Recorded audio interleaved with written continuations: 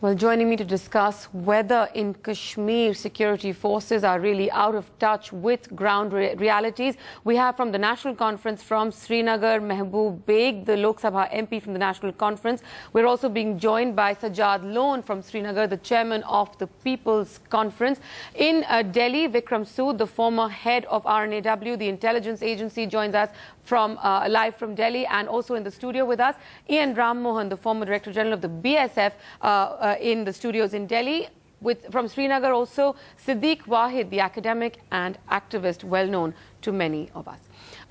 Mr. Ram Mohan, I want to start by asking you first, actually, whether there is really a problem with the way paramilitary forces are reacting in this kind of knee-jerk way to protest.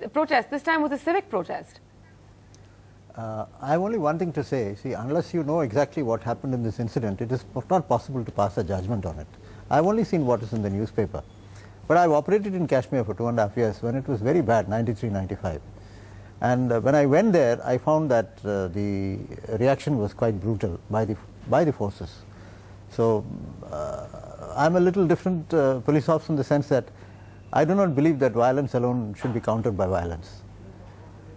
I personally believe that a lot depends on leadership. Leadership of the force, leadership at the level of the battalion commandant, leaders, particularly by the head of that organization who is there in Kashmir. Now, for example, if CISF is there, let's say there are 5-6 battalions deployed, there may be a DIG sitting in Srinagar controlling all these battalions. He should move around, talk to the people and everyone. I mean, firing should be resorted at the very last moment when there is likelihood of imminent death. Otherwise, there is no need to do firing.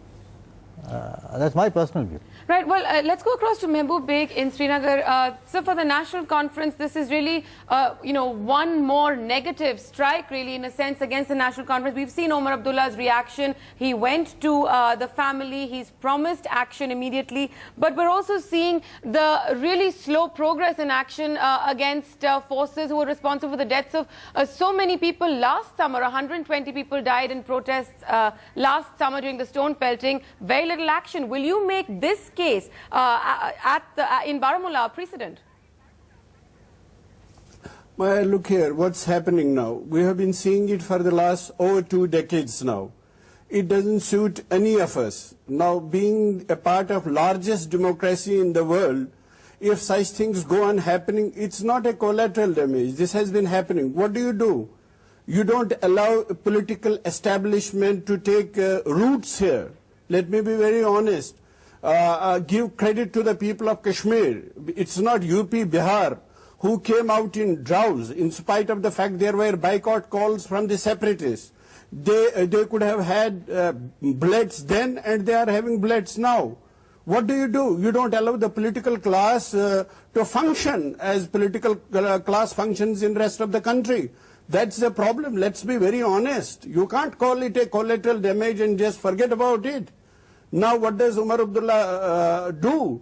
He goes there straight away, and 5 people have been arrested right now, and we hope all of us, including Government of India, see to it now that that right now, around this time, at least Kashmiris do get some justice from the for being a part of largest democracy in the world. Right, Mr. Baig, it also kind of amounts to, in a sense, a PR battle for your government. It's reached a stage where 3 years in power, no matter what you do, there is a political opposition, the separatist groups who are waiting to see your government falter. In fact, the separatists have also asked for protests against this latest killing.